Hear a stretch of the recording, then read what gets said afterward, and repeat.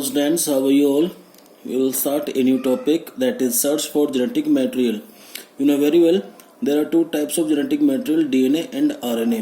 DNA is stable genetic material than compared to RNA. Okay, and DNA is transferred from one generation to another generation and control genetic characters. Okay, but you should know that there are several scientists.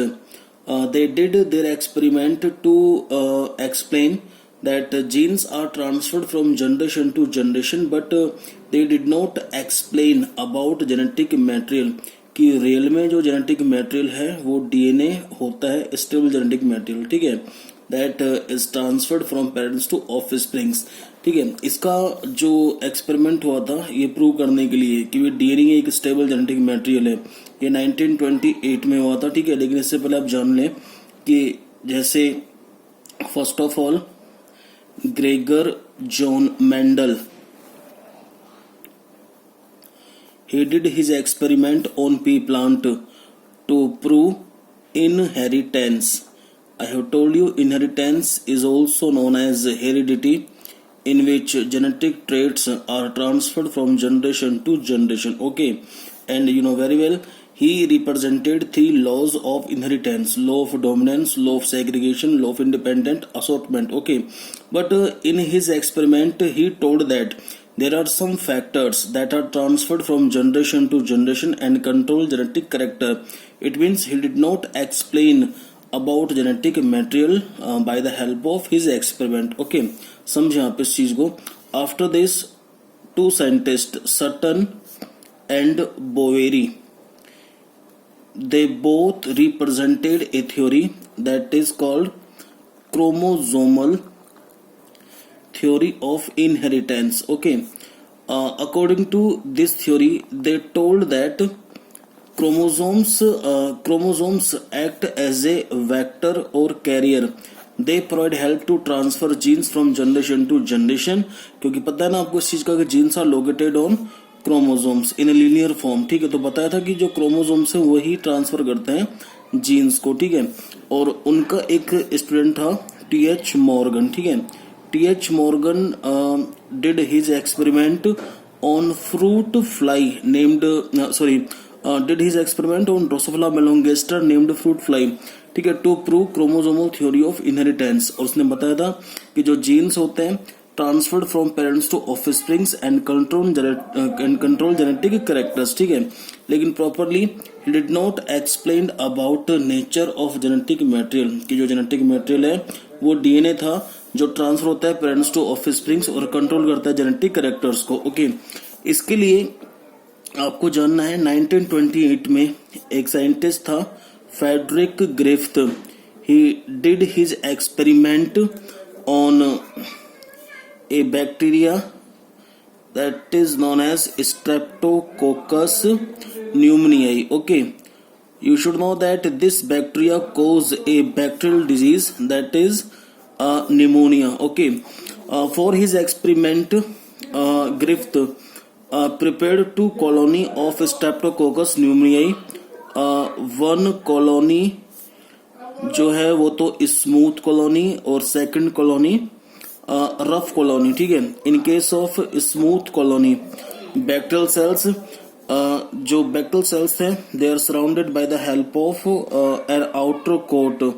ठीक है, ये outer coat है mucus coat और polysaccharide coat. Okay, तो जिन bacterial cells के चारों तरफ ये पॉलीसैकेराइड कोट था, ठीक है, they will be known as smooth colony bacterial cells, smooth shiny colony bacterial cells. ठीक है, and the culture in which these bacterial cells grow, ठीक है, इट इज कॉल्ड स्ट्रेन. तो उसको बोल सकते हैं एस स्ट्रेन. ठीक है, और जो दूसरी कॉलोनी बनाई थी उसने वो थी rough colony of bacterial cells. ठीक है, इन रफ कॉलोनी बैक्टीरियल सेल्स के क्या था कि जो आउटर कोट थी, आउटर कोट एब्सेंट था. ठीक है, तो ये क्या थी, रफ कॉलोनी वाली बैक्टीरियल सेल्स थी और इनके स्ट्रेन्स को नाम दे दिया आर स्ट्रेन. यहाँ पे आर इंडिकेट कर रहा है रफ को और एस इंडिकेट कर रहा है स्मूथ शाइनी. ठीक है, due to presence of outer coat. ठीक है, फिर उसने क्या फोर मतलब केसेस लिए थे मतलब 4 कंडीशंस अप्लाई की थी अपने एक्सपेरिमेंट के अंदर, ठीक है। और उनका जो एक्सपेरिमेंट था उसका नाम था ट्रांसफॉर्मिंग प्रिंसिपल, ठीक है। हालांकि प्रॉपर वो भी नहीं बता पाए थे कि जो जेनेटिक मटेरियल है वो डीएनए होता है, but he proved that there are some chemical substance that was transferred from one individuals to another individuals, means from one bacterial cell to another bacterial cells, ठीक है। तो उनकी जो 4 कंडीशंस थी अपने एक्सपेरिमेंट की, तो उसमें था पहली कंडीशन में एस स्ट्रेन और you can say that smooth shiny bacterial cells, ठीक है।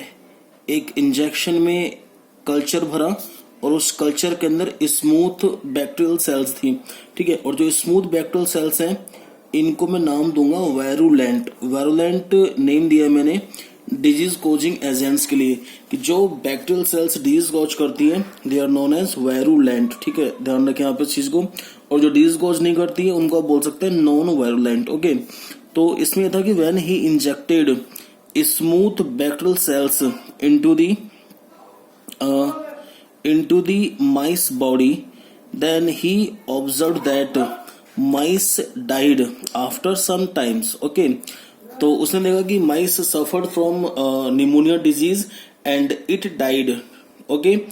बात यह है कि इम्यून सेल्स और antibodies in the body of mice they will not fight, they did not fight against these causing agents due to immunity will not form in the body of mice, ठीक है। जब immunity नहीं बन पाई माइस की body के अंदर तो माइस जो है मर गया था, ठीक है। क्योंकि मैं बता चुका हूं आपको कि जो स्मूथ शाइनी बैक्टीरियल सेल्स होती हैं, ठीक है, they are surrounded by the help of outer coat. इस आउटर कोट से की वजह से ही जो माइस की इम्यून सेल्स और एंटीबॉडीज थी, ठीक है, वो फाइट नहीं कर पा रही थी डिजीज कॉजिंग एजेंट्स के साथ, ठीक है। तो इसलिए फिर माइस बीमार रहा और माइस मर गया था, ठीक है। एक केस आप समझें सही तरीके से, एक केस आपको समझ में आ गया तो आप जो सेकंड, थर्ड और फोर्थ केसेस हैं you will easily understand, okay. अब सेकंड केस में क्या था, when he injected rough colony bacterial cells, okay, into the mice body, then he observed mice live, okay. ये था कि जो माइस की इम्यून सेल्स थी, जो माइस की एंटीबॉडीज थी, they fight against disease causing agents, okay, and make immunity due to presence of immunity mice live, okay. और जो बता चुका हूं आपको मैं कि जो रफ बैक्टीरियल सेल्स हैं they are not surrounded by the help of polysaccharide coat, ठीक है। इसलिए इनको बोल दिया अपन ने नॉन वायरुलेंट। नॉन वायरुलेंट कौन से होते हैं बताया था भी आपको मैंने, जो डिजीज कॉज नहीं करते हैं, ठीक है। In case of third case, ठीक है, हीट किल्ड एस स्ट्रेन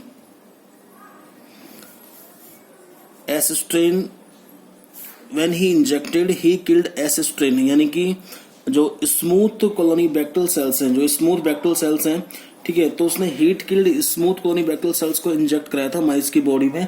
तो उसने क्या ऑब्जर्व किया, माइस लिव, ठीक है। क्योंकि पता है आपको इस चीज का कि एट वेरी हाई टेम्परेचर, अब जैसे जो स्मूथ कॉलोनी बैक्टीरियल सेल्स हैं, ठीक है, इस कल्चर के अंदर, तो ही गेव हाई टेम्परेचर, ठीक है, due to presence of high temperature one process takes place in case of DNA that is called denaturation, okay. और ये टेम्परेचर था 42 to 60 डिग्री सेंटीग्रेड, ओके।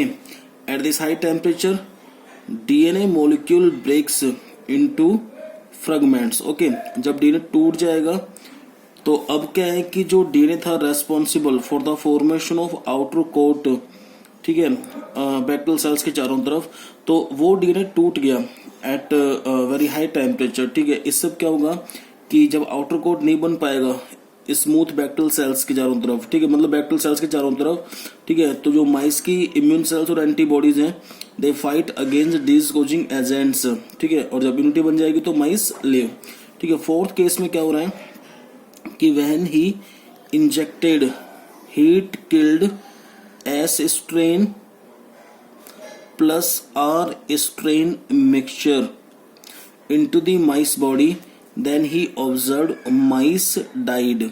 ठीक है, यही एक ट्रांसफॉर्मेशन प्रिंसिपल्स का लास्ट का रिजल्ट है. ठीक है, ही ऑब्जर्व दैट कि जो डीएनए था, बता नहीं पाया था वो डीएनए, लेकिन उसने इतना कहा था कि chemical substance, biochemical substance that was responsible for the formation of outer coat around the bacterial cells. ठीक है, तो वही biochemical substance was transferred from smooth bacterial cell to rough bacterial cell due to presence of this chemical substance. Rough bacterial cells converts into smooth bacterial cells. जो rough bacterial cells थी, ठीक है, उनके चारों तरफ क्या बन गया था, आउटर कोट, जिससे वो स्मूथ बैक्टीरियल सेल्स बन गई थी. ठीक है, फिर बताया आपको मैंने कि जो माइस की बॉडी में इम्यून सेल्स हैं, ठीक है, तो they will not fight against smooth bacterial cell due to presence of outer coat. Okay, और जब इम्यूनिटी नहीं बन पाएगी तो mice suffered from pneumonia disease and mice died. Okay, फिर क्या था कि उसका एक्सपेरिमेंट जो था, उसका ड्रॉबैक ये था कि he did not explain about nature of genetic material. ठीक है, कि जेनेटिक मटेरियल की नेचर क्या थी. He explained only that कि there are some biochemical substance that was transferred from heat killed smooth bacterial cell to rough bacterial cells. Due to presence of this chemical substance, rough bacterial cell converts into smooth bacterial cell. Okay, और अब फिर बाद में क्या था कि 3 lady scientist थी, मैक्लोइड, McCarthy and Avery. Okay, तो इन्होंने क्या किया था, इस ट्रांसफॉर्मिंग प्रिंसिपल एक्सपेरिमेंट को फिर बाद में प्रूव किया था और बताया था कि जो केमिकल सब्सटेंस था that was transferred from heat killed S strain to R strain, this chemical substance was DNA. Okay, they purified biochemicals like protein, RNA, DNA from heat killed S bacterial cells. Okay, तो यहां से उन्होंने क्या किया था कि जो ये 3 बायोकेमिकल सब्सटेंस थे, ठीक है, और उनको बाहर निकाला हीट किल्ड एस स्ट्रेन यानी स्मूथ बैक्टीरियल सेल्स से. ठीक है, और उसके बाद में दे डिस्कवर्ड 3 एंजाइम्स. ठीक है, लाइक प्रोटीज एंजाइम्स डाइजेस्ट करते हैं प्रोटीन को. ठीक है, आरएनएज जो डाइजेस्ट करते हैं आरएनए को. ठीक है, और डीएनएज जो डाइजेस्ट करते हैं डीएनए को. ठीक है, तो उन्होंने देखा अपने एक्सपेरिमेंट के थ्रू कि जो प्रोटीएज और जो आरएनएज है, ठीक है, ये दोनों enzymes did not affect transforming principle. ठीक है, इस ट्रांसफॉर्मिंग प्रिंसिपल को जो 4th केस में आप देख रहे हैं ना, इसको अफेक्ट नहीं किया था इन दोनों एंजाइम्स ने, प्रोटीज को और आरएनएज को.